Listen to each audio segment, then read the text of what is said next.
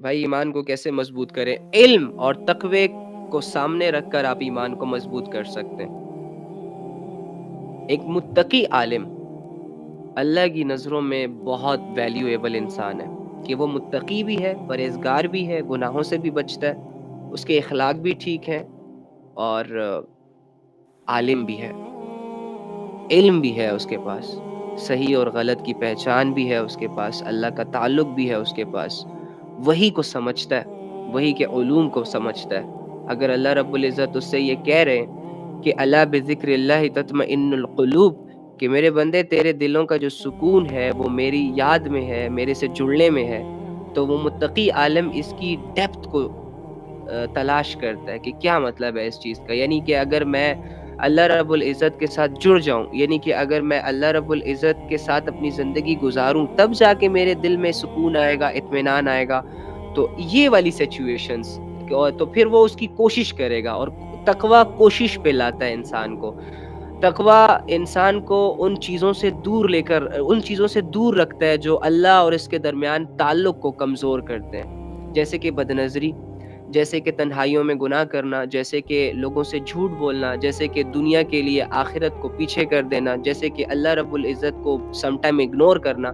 تو جس دل کے اندر تقوی ہوتا ہے نا، وہ تقوی انسان کو اللہ رب العزت سے جوڑے رکھتا ہے۔ ہمارا تقوی بہت زیادہ ڈسٹرب ہے، کیونکہ ہمیں گناہ کرنے ہوتے ہیں، کیونکہ ہمیں گناہوں کی لذتیں اتنی عزیز اور اتنی اٹریکٹیو لگتی ہیں کہ اب جب تک گناہ کرتے نہیں ہیں تب تک مزہ نہیں آتا زندگی کا۔ تو اس وجہ سے ہمارا جو تقوی ہے وہ بہت ڈسٹرب ہوا، اور تقوی کے ڈسٹرب ہونے کی وجہ سے میرا اور اللہ کا تعلق بھی ٹوٹ گیا، میرا ایمان لیول بھی کمزور ہو گیا، اور میں ایک نام کا مسلمان بن گیا کہ اب ذرا سا وسوسوں کی ذرا سی ہوا چلتی ہے تو میں گر جاتا ہوں، تھوڑا سا شیطان موٹیویٹ کرتا ہے اللہ کی نافرمانی پہ تو میں شیطان کی باتوں میں آ جاتا ہوں۔ کیوں؟ کیونکہ میں نے تقوی چھوڑ دیا نا۔ حالانکہ متقی لوگوں کی جو ویلیو ہے وہ اللہ رب العزت کی نظروں میں بہت زیادہ ہے۔ آپ تو ان لوگوں کو عزت دیتے ہیں نا جو زیادہ فیمس ہوں، یا جن کی ریچ زیادہ ہو، یا جن کے پاس پیسے زیادہ ہوں، یا جو مالی اعتبار سے تھوڑا سا ٹائٹ ہو، تو آپ کے دل میں ان کے لیے ایک عزت ڈیولپ ہوتی ہے، آپ کے اندر یہ چیز پیدا ہوتی ہے کہ یہ بہتر ہے ہم سے۔ لیکن اللہ رب العزت کی نظروں میں جس انسان کا جتنا زیادہ تقوی ہے وہ اتنا زیادہ قریب ہے، اور وہ اتنا زیادہ عزت دار ہے۔ تو آپ اپنی تقوی کو سامنے رکھیں، تقوی کی حفاظت کریں، واللہ آپ 10-20 دنوں کے اندر اللہ والے بن جائیں گے۔ چلتے پھرتے لوگ تو تمہیں عجیب نظروں سے دیکھیں گے، لیکن تمہیں اندر والی جو فیلنگز ہوں گی نا وہ تمہاری سٹیبل ہو جائیں گی۔ چلتے پھرتے ایک ولی اللہ بن جاؤ گے، اللہ کے دوست بن جاؤ گے۔ کرنا کیا ہوگا؟ تمہیں صرف اور صرف گناہوں کو اوائڈ کرنا ہوگا، اینڈ دیٹس اٹ۔ اور گناہوں کو تم کیسے اوائڈ کرو گے؟ یار تم نظر رکھو خود پر، اپنی کمزوریوں کو سامنے رکھ کر ہی دنیا کے تمام منازل طے کرو۔ تمہیں پتا ہونا چاہیے کہ تمہاری ویکنس کیا ہے، تمہیں پتا ہونا چاہیے کہ تم کہاں پر بہک جاتے ہو، کہاں پر ڈسٹریکٹ ہو جاتے ہو، تمہارا ویک پوائنٹ کیا ہے۔ جب تمہیں یہ چیزیں پتا ہوں گی نا، اور تمہارے ذہن میں چلتی رہیں گی کہ یار میں اگر اس راستے پر چلا تو مجھ سے یہ گناہ ہو سکتا ہے، اگر میں نے یہ کیا تو مجھ سے وہ ہو سکتا ہے۔ تو جب تم ان ساری چیزوں کو سامنے رکھ کر خود کو گناہوں سے بچانے کی کوشش کرو گے تو تمہارے دل کے اندر تقوی والی سچویشنز کریٹ ہوں گی، اور اگر ایک دفعہ تم نے تقوی کی حفاظت شروع کر دی، واللہ ساری دنیا لگ جائے گی تمہیں اللہ سے دور کرنے میں۔ ساری دنیا کی یہ کوشش ہوگی کہ تم کس طرح بہک جاؤ، کس طرح گر جاؤ، کس طرح تمہارا ایمان کمزور ہو جائے، بٹ تم اللہ رب العزت کو کسی بھی حال پر اور کسی بھی دولت پر چھوڑ کر نہیں جا سکتے۔ تقوی کو اختیار کرو، اوکے؟ تو اور علم، تقوی بھی علم سے آتا ہے، اور اگر علم نہیں ہے تو تقوی بھی کمزور ہے، اور اگر تقوی ہے نہیں، اگر علم ہے لیکن تقوی نہیں ہے تو علمی حیثیت بھی کسی کام کی نہیں ہے۔ تو متقی عالم، اوکے؟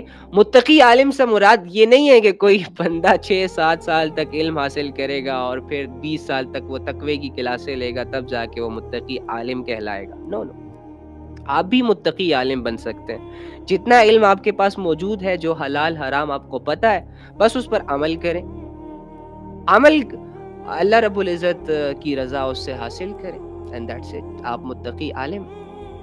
اور نئی چیزوں کو سیکھیں اس نیت کے ساتھ کہ جیسے جیسے مجھے پتہ چلتی جائیں گی میں انشاءاللہ اس پر عمل کرتا جاؤں گا، تو گناہوں سے بھی بچتا جاؤں گا اور نیکیاں بھی کرتا جاؤں گا. تو آپ ایک متقی عالم بن سکتے ہیں، چھوٹے سے بن جائیں.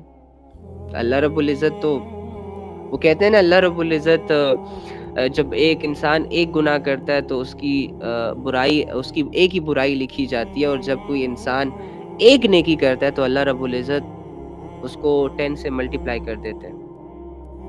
تو اگر آپ چھوٹا سا بھی تقوی اختیار کریں گے نا تو اللہ رب العزت آپ کے اس تقوی کو نہ جانے کس فگر سے ملٹیپلائی کر سکتے ہیں. اللہ تو آپ کی سٹرگل دیکھنا چاہتا ہے.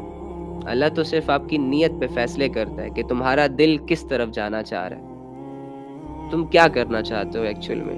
تم اللہ کی طرف آنا چاہتے ہو، جب اللہ یہ دیکھے گا تو تمہارے لیے وہ تمام راستے آسان ہو جائیں گے جو انسان کو اللہ کی طرف لاتے ہیں، جس پر چل کر انسان اپنے رب کو پا لیتا ہے. اور اگر تمہارے دل میں یہ ڈیزائرز ہیں کہ مجھے گناہوں میں آگے جانا ہے، مجھے غفلتوں میں آگے جانا ہے، مجھے اپنی زندگی ضائع کرنی ہے، تو پھر اللہ تمہیں سمجھائے گا، چھوڑے گا نہیں، سمجھائے گا. تمہاری طرف ایسے لوگوں کو بھیجے گا جو بار بار تمہیں یہ ریئلائز کروانے کی کوشش کریں گے کہ دیکھ تیری زندگی بہت قیمتی ہے، تو بھیڑ بکریوں کی طرح یہاں چرنے نہیں آیا. تیری زندگی کا ایک بہت بڑا کانسیپٹ ہے، بہت بڑا مقصد ہے، تیرا ایک رب ہے، اور تو نے مرنا ہے، اور مرنے کے بعد تو نے زندہ ہونا ہے. یعنی اس طرح کی باتیں جو انسان کو اللہ کی یاد دلاتی ہیں.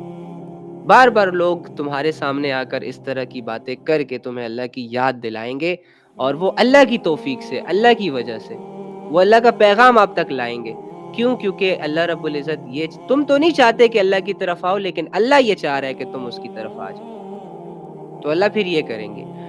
پھر اگر تم اگنور کرو گے، اللہ کی بات پر لبیک نہیں کہو گے، سمجھو گے نہیں، کوشش نہیں کرو گے، سست پڑ جاؤ گے، شیطان کے راستوں پر خوش رہو گے، توبہ نہیں کرو گے، لوٹ کر نہیں آؤ گے، تو پھر اللہ تمہیں تمہارے حال پہ چھوڑ دیں گے.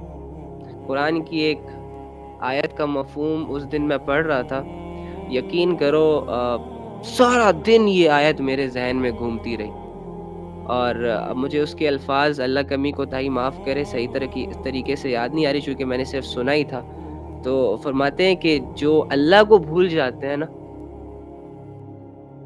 جو اللہ کو بھول جاتے ہیں، امیجن کریں کہ اللہ کو بھول جانا اس کے لیے کتنا سخت دل چاہیے ہوگا، کتنے گناہ کرنے ہوں گے، کتنی غفلتیں کرنی ہوں گی، کتنی دفعہ اللہ کو اگنور کرنا ہوگا، تب جا کے ایک انسان پر یہ سچویشن آتی ہے کہ وہ اللہ کو بھول جاتا ہے. اینی ہاؤ، تو اللہ فرماتے ہیں کہ اگر تم اللہ کو بھول گئے نا تو اللہ تم سے تمہارا آپ ہی بلا دے گا. یعنی تم خود کو بھول جاؤ گے.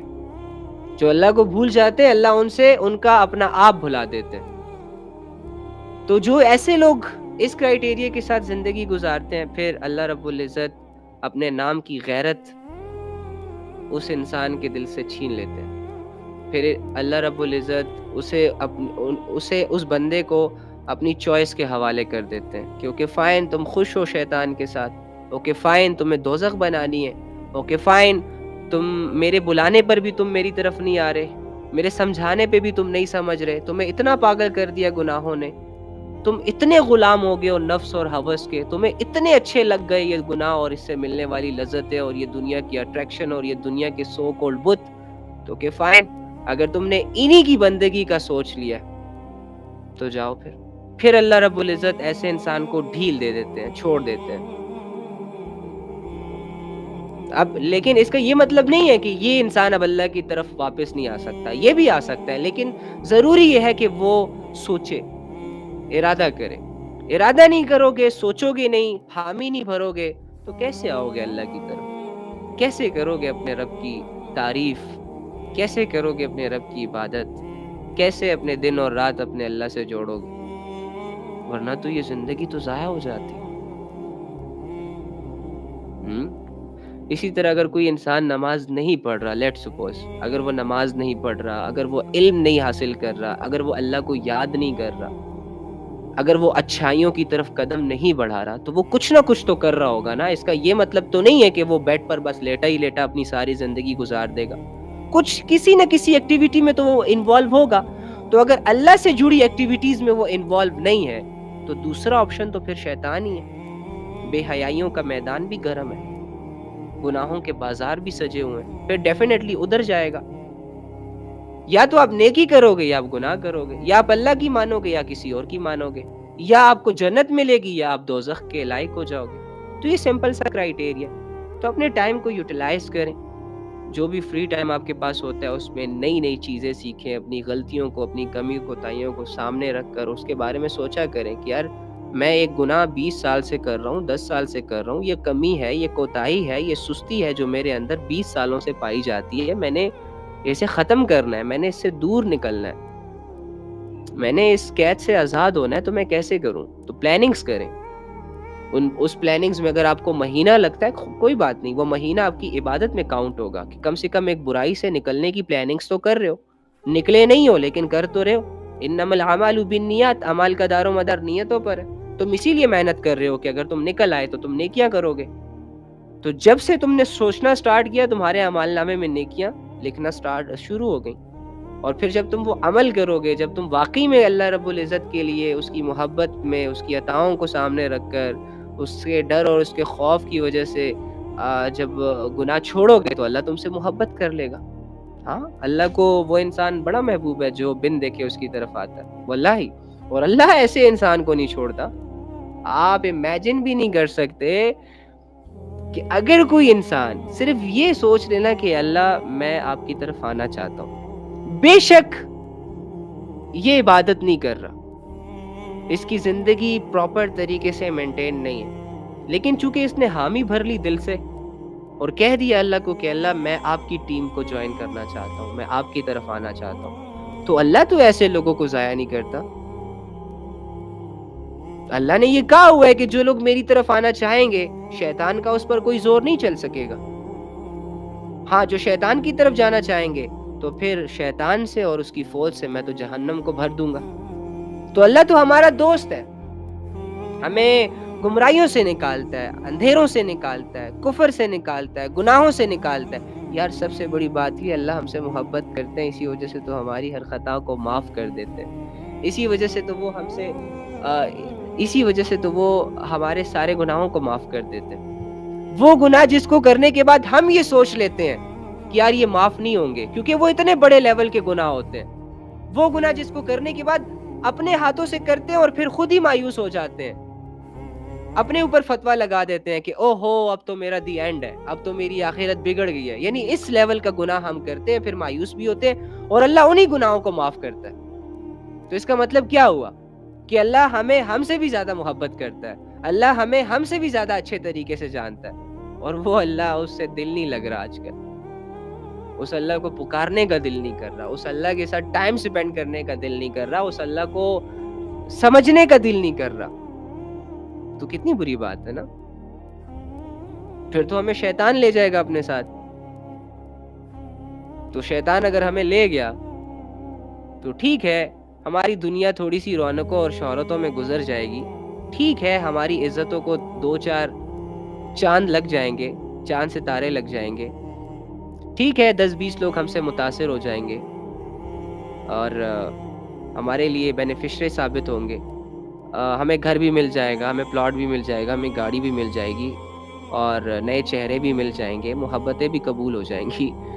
لیکن وہ چیزیں جو آپ شیطان کے راستے پر چل کر اویل کریں وہ آپ کے لیے دنیا میں ہی راحت کا ذریعہ بن سکتے ہیں, اس سے آپ آخرت نہیں بنا سکتے.